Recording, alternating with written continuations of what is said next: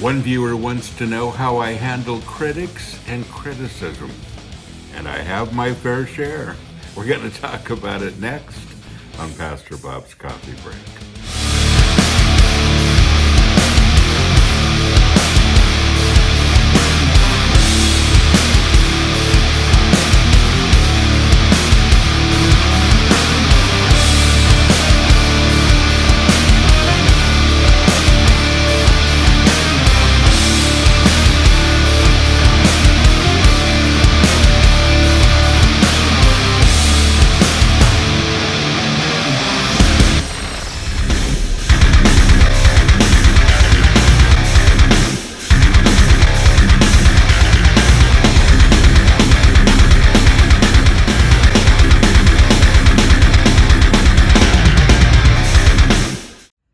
Thank you so much for joining me today. Great question. Dear Pastor Bob, how do you handle critics? It is very disheartening to hear criticism and to receive it on social media. People say you shouldn't care what other people think, but I can't help it. Do you have any advice? I do. And, when people say don't care about what other people think, that's easier said than done. Of course we do. All of us really do care what people think if we care about people. Yeah. We're always mindful of how they're thinking, what they're going through, how they're feeling about things. And folks, that's a very important part of being a Christian and interacting with other Christians. You should care what other people think.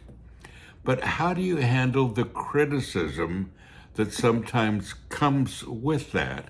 And I get that short answer. You shouldn't care what people think. And in some ways I understand that going forward, but there's more to it than that. I usually look at people and I evaluate their criticism. Sometimes people are critical because they're hurting. Sometimes people are critical because they've misunderstood something, which you need to clarify. And if someone's hurting, you need to say, is there something else going on here? But sometimes people are critical because they're just keyboard warriors and they just spend their day blasting people. They feel like some people feel like it's their ministry. Seriously. I always say, look at people's lives. And folks, by the way, I only take to heart criticism that I hear from people whom I respect and have a desire to emulate. The rest of it, I try to just let it go or understand where they're coming from and respond. But if you keep that for your priority, you won't be affected by every little bit of criticism. Now, there are some people that can criticize me, and I'm really going to take it to heart. And I'm going to find out why they feel that way and what I can do about it. There's some people that criticize me, and I look at their lives. I look at how they interact with people. I look at where their own values have taken them, and I don't want to emulate them. I don't want to respect and be like them for the things that they do. So, do you understand there's a difference between the two?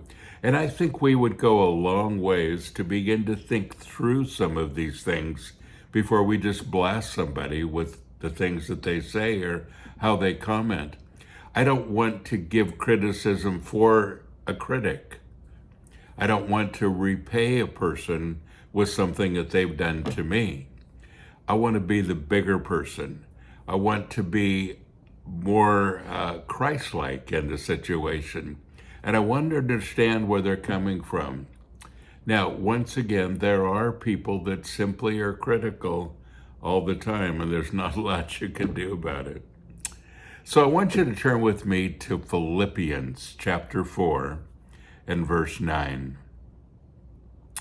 And he says, practice what you have learned and received and heard and seen in me, and model your way of living on it. And the God of peace, of untroubled, undisturbed well-being will be with you. So he says, I want you to pay attention to the things that I have learned and learned from him, and I want you to follow those things. Paul says, I follow me as I follow Christ.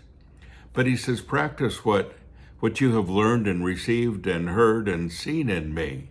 Why? Because those things have been from God. And model your way accordingly.